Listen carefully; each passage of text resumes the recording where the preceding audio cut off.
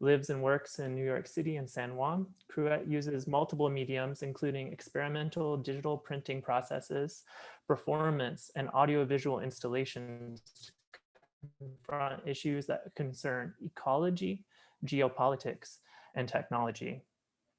Cruet's artworks have been included in exhibitions at the Bronx Museum of the Arts, Everson Museum of Art, Syracuse, Museo de Arte Contemporaneo de Puerto Rico, and Universidad de Sagrado Corazón, Puerto Rico, and a solo exhibition at the Bronx River Art Center. Have been reviewed by Made in Mind magazine, Design Boom, Daily Serving California College of the Arts, and Latinx Spaces. Cruet works with the New York City Department of Education, as well as multiple nonprofits that promote art and aesthetic education for immigrant youth. In 2020, Cruet developed an independent art program in Puerto Rico, Vanesta Residencia Artística, that offers an artist residency and sessions of art criticism to develop the artist's production. And with that, I would like to welcome Lionel, and if we can all give a silent Zoom welcome. Hello, hello. Thank you so much for the introduction, and thank you all for being here and for attending this lecture. Thank you also to the DIAP program and to students and to all of that extended family that I have in CCNY for your support and for always being there. And yes, so should I start with the presentation? So, okay, so what I have in here to share with you guys is about some projects that I have done, some recent projects, share about practices and share about different mediums, format, processes, and so on. I'm gonna be, if I'm talking too fast or if I'm talking too slow, please let me know, and then at the end we can do perhaps some questions, and I will be happy to address them. I'm going to share my screen here. All right. So one of the images that I want to start in here is this one that is in the background of this presentation, and it's this image of this hand holding this crab. And I think I wanted to start the presentation with this very shocking image. Because it definitely not only is a very shocking, but it's a very interesting image for me because it attracts different areas and different themes that I'm interested, that I hope to explore as we continue the presentation today. So, and to start with, I know that this is a little bit strange. A lot of people don't know where they come from or how their motivations to start. And I want to start with this image. This is me when I was probably in middle school, and I did this presentation and this exhibition, working with some drawings that I was making about the Puerto Rican parrot, and how I was interested about this observation about nature and everything that surrounded me, especially in Puerto Rico. And then on the other side, there's a very, very early drawing, probably one of my first drawings that my parents kept. It looks a little bit like there's water stains, because through different situations that we can control, like floods and hurricanes and things, it got a lot of humidity and things, but it remains in here and it's going to stay in this digital format, and so on. And it was this idea that I was exploring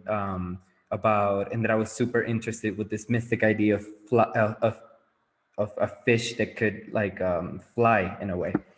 So from there, I think this was my early start to all of my practice and all of my work that I have continued to develop in the recent years. So one of the things also that I explored when I was in CCNY was that I started doing all of these drawings, very simple drawings, to explore different concepts and things that are in a way immaterial or intangible. So thinking about how things feel, thinking about how and how to create an image around that, gestures that were very important. And from there, I developed this entire archive in one of the classes for research, a project research class, that are some of the ideas that I still revisiting and developing and expanding. One of them was this one, and I'm gonna wrap up with also with this image as one of the drawings that is key to the project that I'm currently doing right now. This is titled Mangle Rojo, the red mangrove. It was made in 2013, just when I was in the program, and I was reading different resources and thinking about also about my experience being in Puerto Rico and being in proximity to different coastal spaces, and especially around mangroves, and thinking about all of this like narrative that people build around it, and the stories around it. So what you see below the water is this sort of feet that are crawling, and that like as the mangrove is hybrid, is a part human and part a plant. So one of the projects that I completed with my thesis project, and I think one of the key ones, was this one, Espacio Intangible, Intangible Space. It was made in 2013. It was an audiovisual installation. I consider it as an installation because the full, the container that you see, the connection cable that is connected, and all of the visuals and everything is part of one thing. And when you, it was an experience. When you get in, you will see all of this images, this reflected images of clouds that I have previously collected through audience participation. So I got online, and I made this request to different friends and acquaintances that I have to share images from wherever they encounter around the world. So in a way, to try to find this kind of holistic view of the world, all in one place, but thinking about also how we extend into these digital spaces, and how we are we are relying so much on this digital information, and how this can become a portal for other spaces. The project was very complex during for the installation, to the presentation and everything, because as you know, working with different bureaucratic institutions as CCNY is, it could be very complicated. But I think that is a really essential part of all of the work that I do, is just trying to organize all of the systems around to be able to make something happen. And the project lasted for an entire week. I invited people through a series of events to come in and have the experience of entering in the space and listening and feel immersed into the space. I often call my work audiovisual is also immersive in a way, because you're part of it. I invite people to be part of the work. I have a video here that I can probably show. And also, you all can access this information if you go into Vimeo. I have some of the documentation of this work presented in there. Typhoon Day, Fukuoka, Japan, 092 Pues nada, se comparan estar en casa, pero ante esta puesta de sol me he pensado a descansar un poco a orillas del Mediterráneo a 3 horas de casa. Tenemos magnífico para Yes.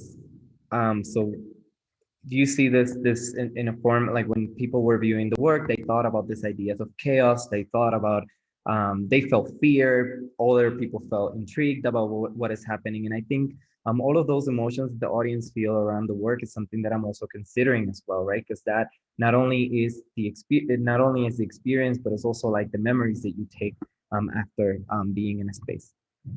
Later in 2015, I made this other audiovisual installation. It's called Making Windows on Walls, and it was part of, it was a result of a research project that I was doing while attending this residency program at the Southern South Foundation for the Arts.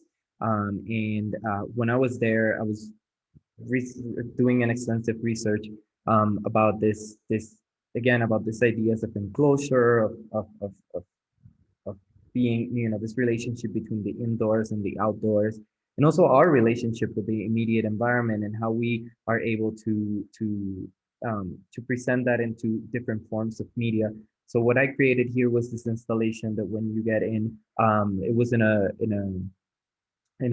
photo lab, and I installed the the clock, the timer that people use in a photo lab to be able to know like how much exposure does a photo like, or how much of a chemical a photograph needs to be in, in that process.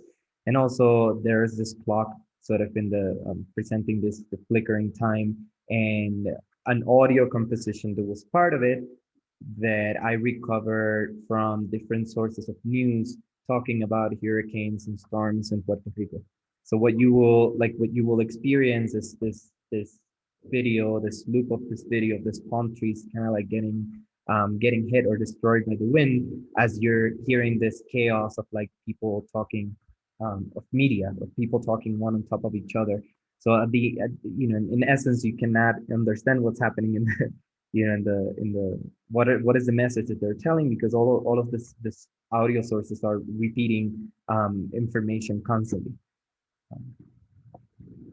And after that, I think that project also gave space and gave me an opportunity to do other projects and think about this relationship, about this ideas of relating to the surrounding space. And one of the projects that got a lot of like attention, also in press, but also while the curatorial process was happening, was this one called Entre Nosotros, Between Us. It was in 2017, and it was presented at the Spring Break Art Show. And for this project, it was a long process, but I started with a collaboration in a conversation with one of my colleagues, Sofia Rizel del Rio. She's also from Puerto Rico as well, and she served for a few years at the Museo del Barrio as an assistant curator. And we talked about many ideas about how our relationship and our perspective living in an island and being from an island and understanding these spaces such as the beach as in a space of multiple interpretations and of multiple relations, and in a space that is the end of the land and the beginning of the sea, and that has a lot of that creates a lot of different relations around, right? Not only with like different forms of life in this area, but and also we wanted to, in a way, kind of like replicate that experience inside. When this project happened, there was also it was challenging because we were thinking about the space where it was presented. It was challenging because there was a lot of exterior things happening at that same year, and so we proposed to the coordinators of the Spring Break Art Show to create this environment of this replica of this beach in an interior of a building in downtown Brooklyn. And it was really interesting because the exhibition theme was about immersive installations. So there was no walls to divide one installation from one artist or one collective from the other, but one that can blend into with the same curatorial idea and the same topic in a way, but relating and flowing into one space into the other. And so in terms of how would I say, in terms of materials and equipment, it took like 7 to 10 people to be able to like coordinate everything that happened for this installation, meaning from actually, I want to make a parenthesis here. CCNY and DIAP actually, I borrow one of the equipments that they had to be able to make, to recreate the installation. So they were noted there, and it was a support. But it was really complicated to move more than 1,000 pounds of like sand to be able to recover the entire floor and to make it look as realistic as possible, yet understanding that this was not a real space and this was just a recreation of something. The visual component that it was seen on the surrounding space was this eclipsed sun that keep like flickering as it's coming in and out, and it looks like it's stuck in time in a way. I have some videos here that I can show as well.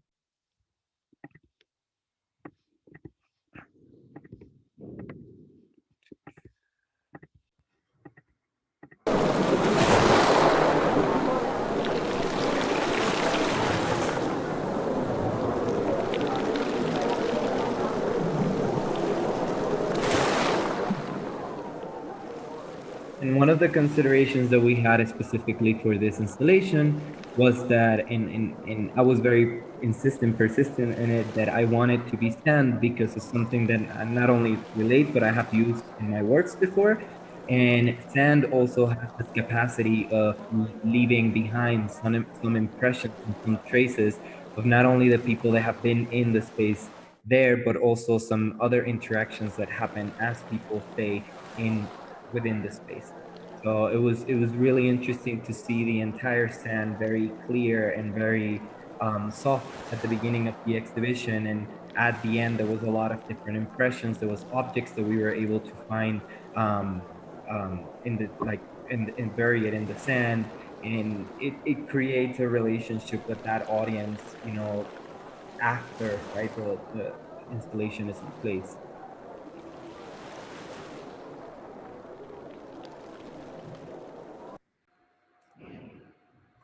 I'm gonna continue with the presentation. Share. Okay. And that project also, not only for getting a lot of attention, I think it made me think a lot also in the type of work that I wanted to continue doing, not only after being in the program, but also like in terms of the mediums that I wanted to use, the people that I wanted to work with, and the type of proposals that I wanted to build. And in that same year, I received an invitation to participate in this exhibition at the Everson Museum in Syracuse in upstate New York. And through an entire month of full work on, and probably like month of planning, I presented this project titled At the End of Daybreak. And At the End of Daybreak is again an audiovisual installation that it was I used this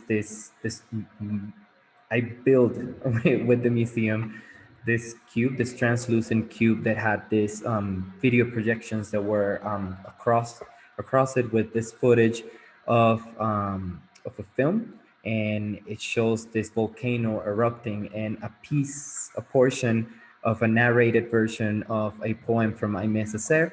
And Aimé Césaire was a poet and was a person that was very influential in the Caribbean, and he wrote one of his publications that is the most known. It's a notebook, the Return to the Native Land, that he wrote around like 1920s, 1930s, while he was living in Paris. And his relationship of being in Paris at the time, which was a booming city, and he was in connection with a lot of people that were doing all of this avant-garde movements in art. And then he comes back to Martinique, where he's from, and he started, through the act of poetry and to the act of writing, he started depicting all of this, his relationship with this environment that has been hurt through a lot of like colonial histories, and getting this sense that goes beyond not only like just perception of descriptions of the things that are seen around from an anthropological sense, but in a sense that was more emotional, and that it opened up his own sensibilities about what he understood from the surrounding space. So that poem has been very influential for me. So I took a portion of that, and kind of like built this entire installation in relation to that. And in relation also with some of the images that are seen in front of it, that is from a project called a Speculative Atlas of the Caribbean, where I've been collecting images that are to build my own atlas, or you might say my own library of different symbols, objects, people, different relations, and things that happen that can be representative of the entire Caribbean. So it was a piece that was in dialogue. It was like, in terms of the installation and the museografía, in terms of the design of the exhibition, some of the photographs were so high up that you couldn't really get access to them or see them, and that was intentionally for that. And some of them were making reference to atmospheric things and just seeing the sun through an image that was very high, or something like, as seeing like images of underwater, like in the bottom part of the wall. So it was a more interactive photo installation in that sense. and the design that most of the people have talked about, like why all of those images are scattered, they can be all together or they can have a different arrangement. And one of my intentions all throughout the development of this project is that they all have this look and feel like it's this archipelago of images that are in relation yet separated. And through that, specifically through that project, I was invited to present in this exhibition in Ecuador, in Guayaquil. It was curated by Ana Rosa Valdez, and she was interested about this ideas of like geographies and how geographies could be seen from different perspective, from subjective perspective, or and so on, and singular perspectives, but yet as a community as well. So I presented this installation that was also the year before presented at the Bronx Museum for the biennial. And again, this was another iteration of that same speculative atlas of the Caribbean. In this case, the images that you're seeing on the wall are a little bit tighter together, and they are newer additions to the archive. This piece caused a lot of like sensation too, because of the content of the images. Some of them were very provocative, creating some dialogues and some discussions even with the people that were coming into the space to see it, and also with the administration and we, with the curator. Precisely, that was the intention, to question some of the things about how we understand some of these geographical spaces. I have an image here. I have a video that I can show you.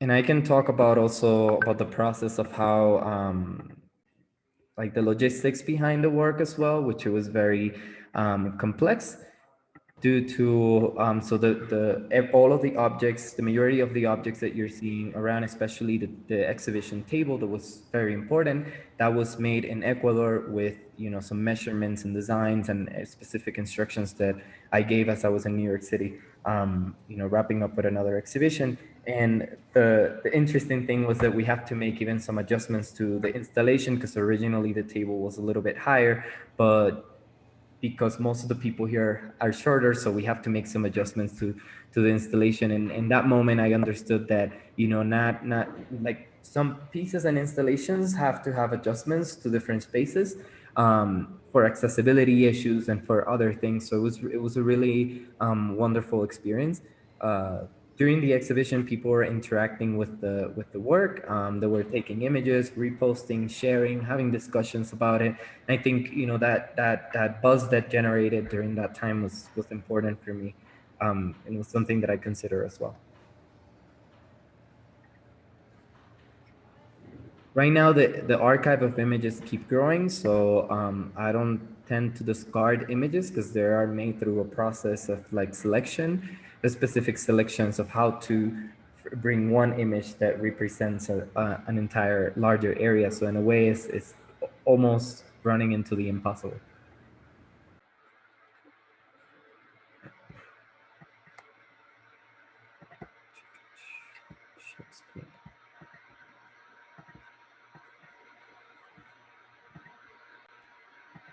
Okay. Here are more images of the documentation of the wall space. Then from there, some of those images are used not only for the installation, but I take them into another place and I start remixing them and creating different works around them. So this one was a series of a diptych called Paradis, and it was made in 2018. And it's this sort of overlappings of like the same images sort of intersected. And that has been a strategy that I have used how to kind of like reprint on top of different images to get not only a different sense but a different reading of those images. So that was one of them. Originally, the image is taken as a digital form, And for those of you that like to talk about the process, so in the media and materials, so it's taken in a photo, in a digital form, then it's printed onto a paper, and I reprint it on through an inkjet printer, and I print it over and over again to have this different overlappings of things. As we understand the world that surrounds us, that is one of overlap and different relations. I want to continue with this project called Intangible Space, and this was also in 2016. I'm setting a little bit back and forth. And for this project, I had this invitation from this organization called Paseo Taos in New Mexico, and they wanted to present the project that I did in City College, in CCNY, for my thesis. And I thought about it very well because I didn't want to necessarily like present something that was so specific to that certain moment, but something that was more engaging with the community around. So I partner up with the University of New Mexico and with different nonprofit organizations and different people that are activists within the community that work specifically with the immigrant community. And I, through a process of like email communication and text messages, I requested them to reflect about their immediate environment and the landscape that they were seeing, and how did they compare it with their home countries or where they come from. So I created this entire visual composition and audio as well from those images that they were sharing with me, still images or videos. And also I requested them precisely to record a voice note explaining how those, what was their relationship with that environment that they were looking at, and how did it connected with their, or had some sort of like visual similarities with their home countries or whatever they come from. It was an interesting project because I got to meet many people through a period of 6 months, and people that I never like would have interacted with. And it gave me a really a sense of what socially was happening around that area, and not only in Taos but in New Mexico at large, and the relationships of how they see themselves in this space. Later, during the opening of the presentation of the exhibition, there was only like 2 or 3 individuals that I self-identified because I didn't know them. I didn't have the opportunity to talk to them or anything. I just heard their messages and read their comments and saw their images, but I couldn't see them physically. And some of them identify themselves, especially like, you know, those that felt very compelled by the presentation and the format of this installation. I have to admit that also, like, there was people who were very unhappy about not only the content, but the ways on how the messages were sent. And I think it was just about different political positions and points of view of certain individuals that went to the exhibition that confronted me. And there was also other people that felt disconnected because of the issue of language, understanding that most of the immigrants that participated in the project that were living in New Mexico at that time were Spanish speakers.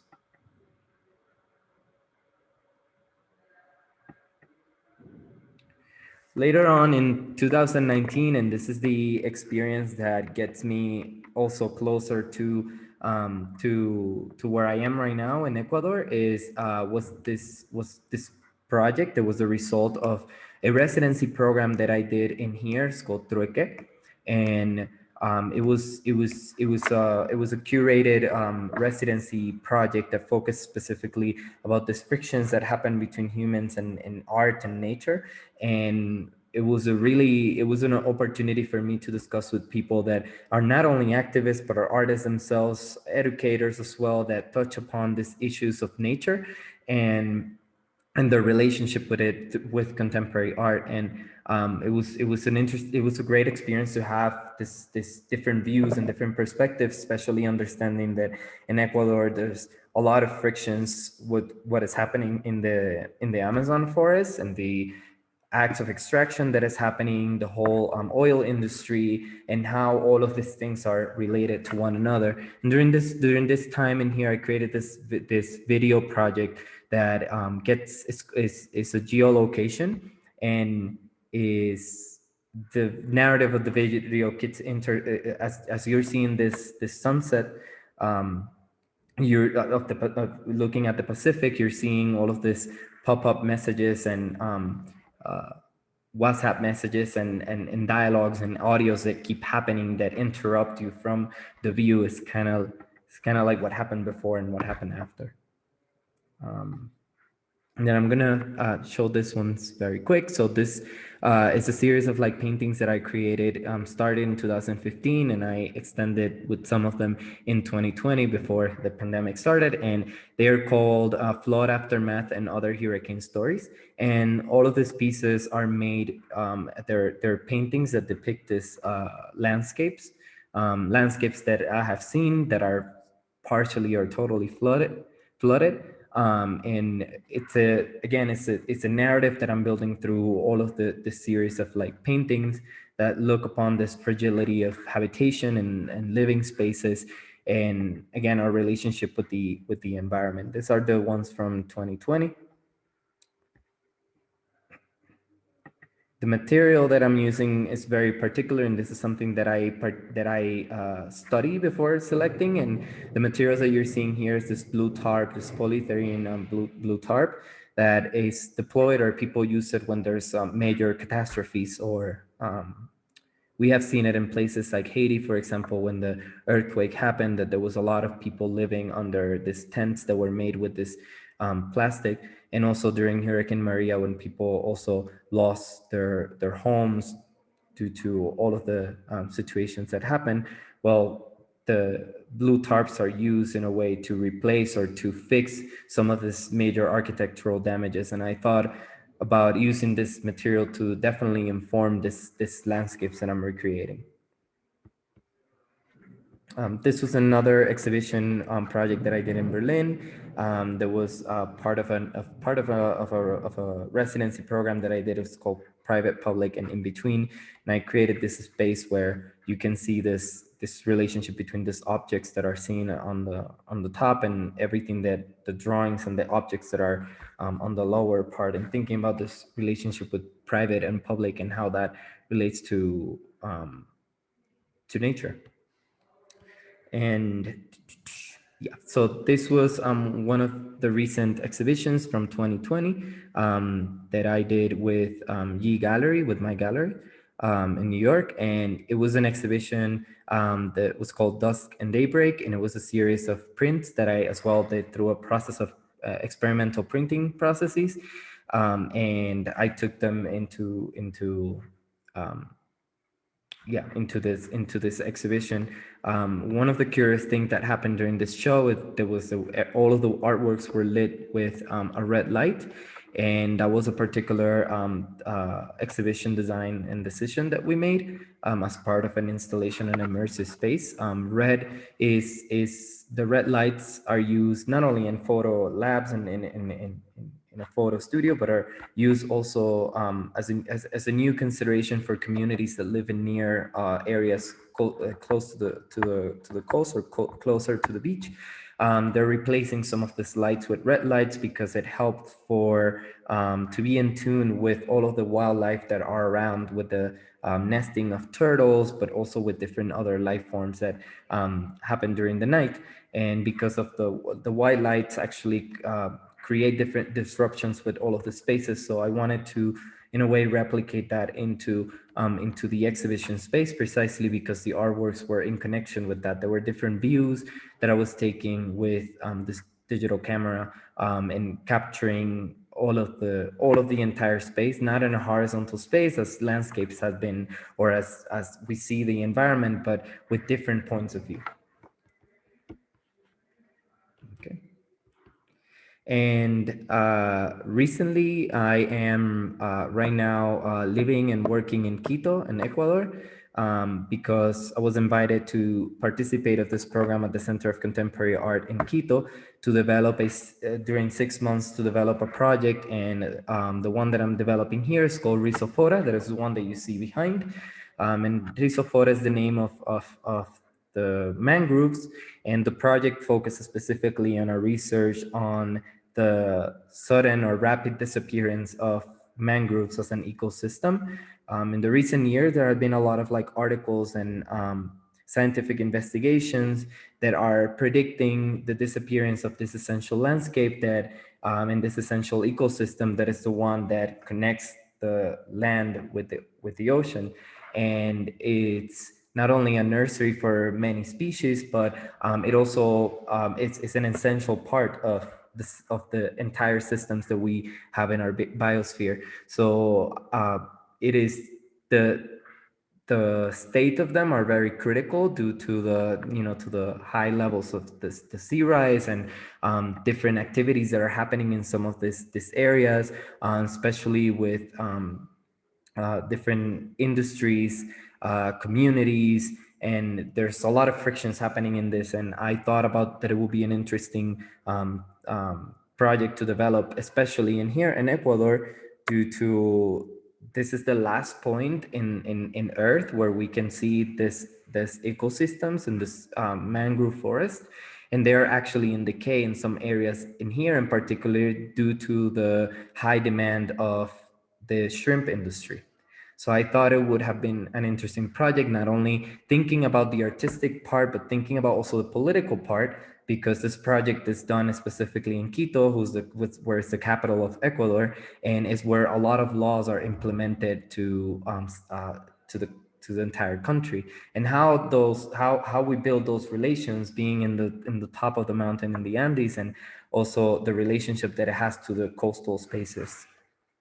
The project is going to be open to the public in the first week of June, and it will be part of an exhibition of all of the research that has been done during the past 6 months.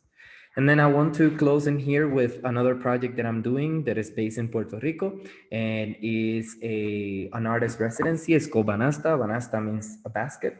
And it is, I'm working with my colleagues in here, 6 different colleagues, to this collaborative project where we have been working already for 8 months, and it started as an online program of dialogues where artists get to show their process of their work, and we give supported feedback. We focus specifically in POC, LGBTQ communities, and women, especially from Puerto Rico, that are working with have their practices and want to share, their process and want to get feedback in a supportive environment, and a supportive and healthy environment.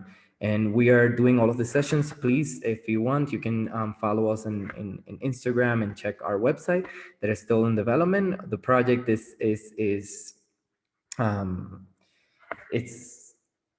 pioneering.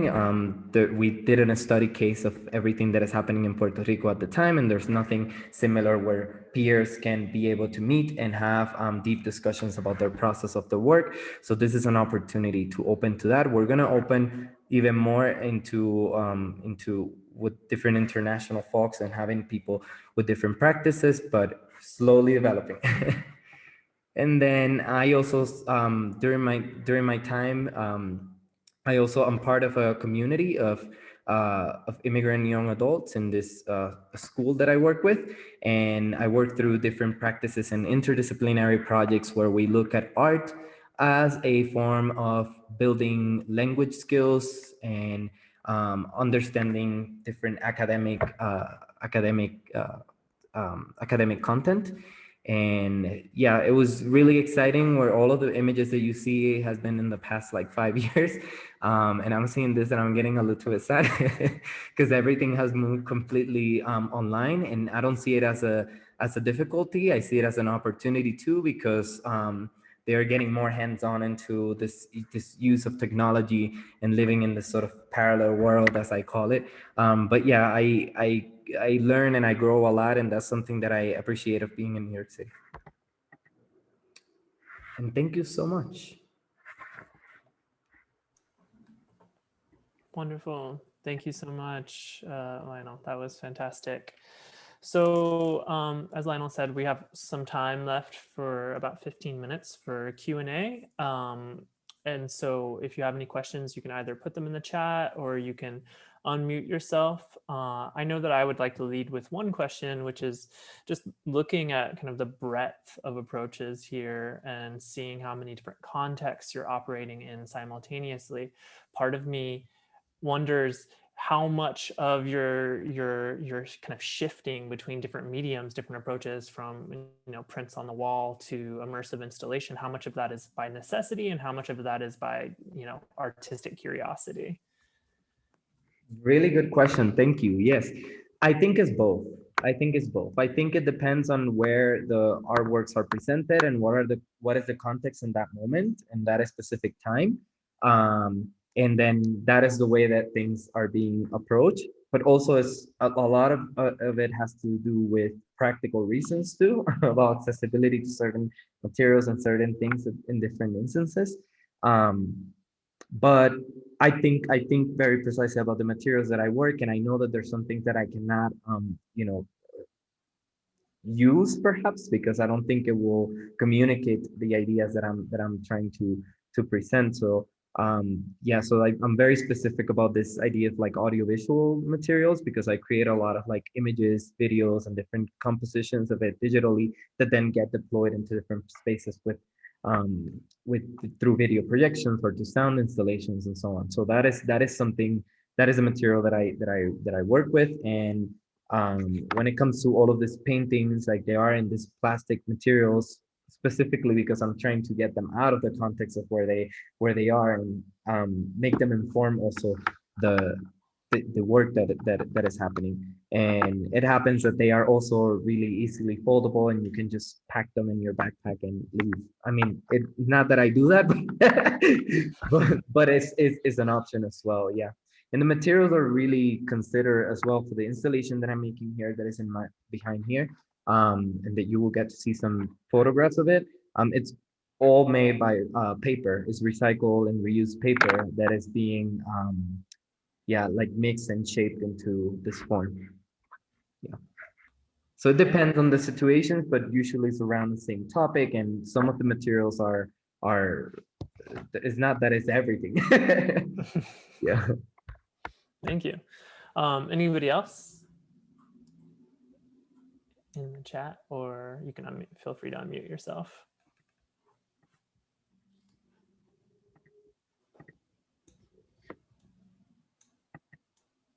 Mm-hmm.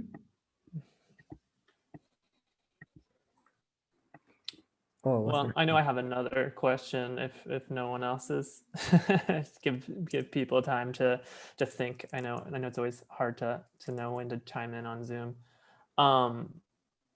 I guess I'm wondering, as you're moving across these different, as I said, different contexts, and you have this very international practice, but you're simultaneously interested in the kind of like, it seems like much of your work is around immigrant experiences, whether it's in education or in gathering stories from people who go through that experience. How do you find your work travels to other places when you're not necessarily talking about the immigration experience to the place where you're in, but you're kind of communicating about this more general idea? Like, how do you find yourself that work traveling to other contexts?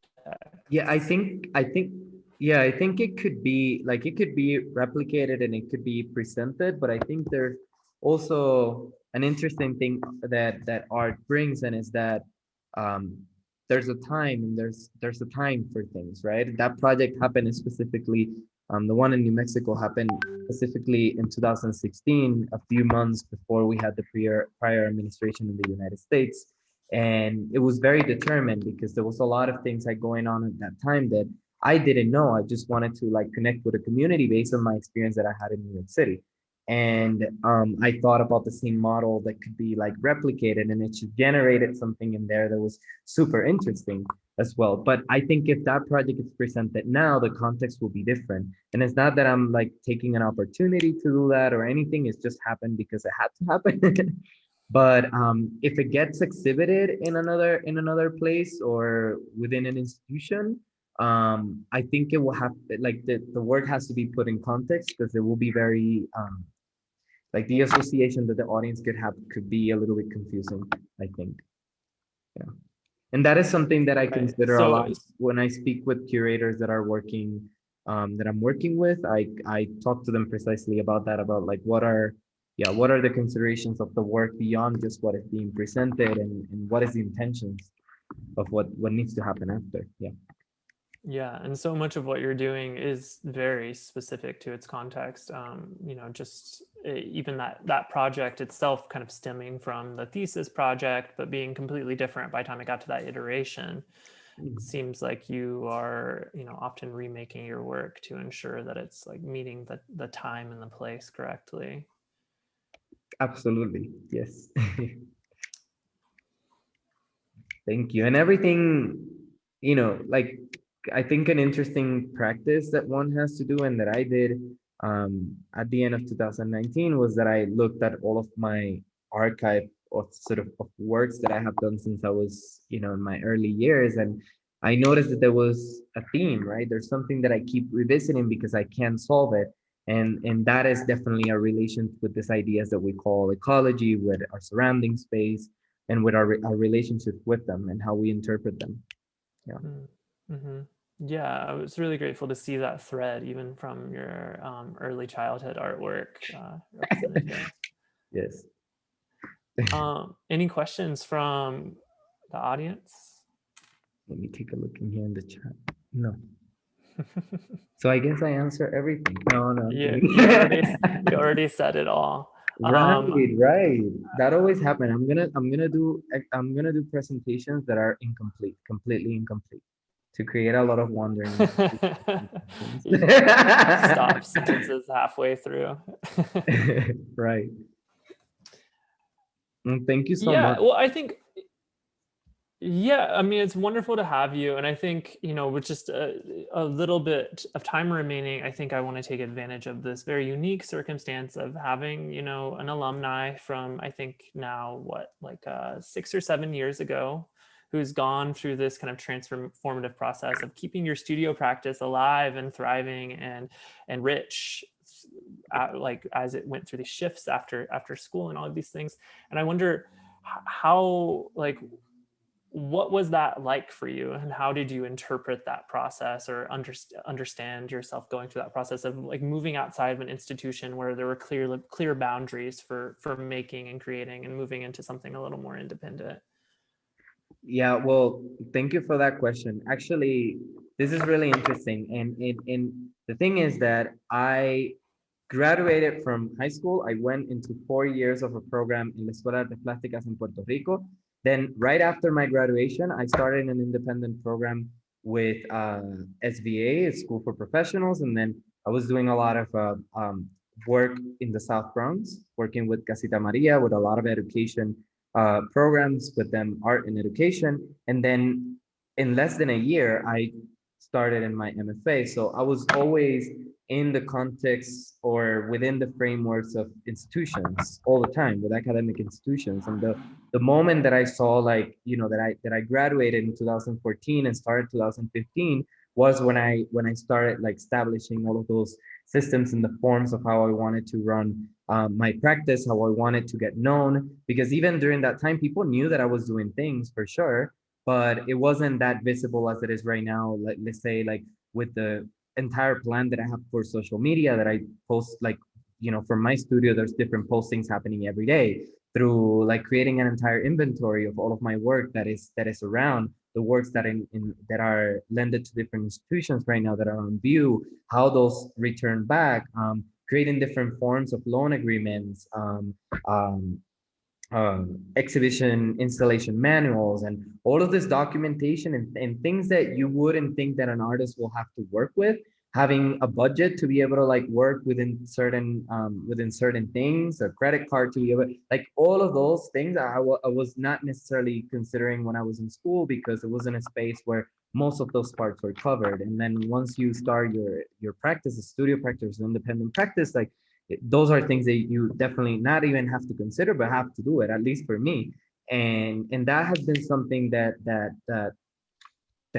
I found that I have done and implemented after being in school and doing that transition.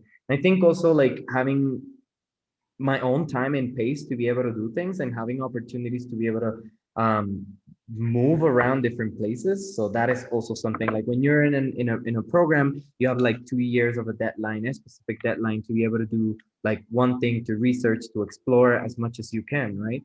And then but if there's other opportunities, you have to like balance that. And that was something that I found that it was a little bit complicated, right? Having invitations to different events like exhibitions and this and that, but I also have a class. And not being in that scenario, like it has like it had given me more opportunities to be more like out there. And I'm a very social person, if you haven't noticed, but so that, yeah, that is an important part for me. And I noticed that after being in all of these academic institutions and frameworks, I have had more opportunities to expand and to let people know who I am. Yeah. Fantastic. Well, unless there are any other questions from the audience, I'm really grateful that you took this time to let us know who you are and share your work with us. I'm really grateful, and I am excited to see what you make in the future. Thank you very much. Likewise. Thank you, Yes. Lionel. And I'm connected. I share with people everything that I do. Thank you. Thank you. And congratulations to all of you that are preparing your final projects now. Thank you for sharing them with me, and I'm looking forward to meet the rest of you. Thank you, Lionel. Thank you. Thank you.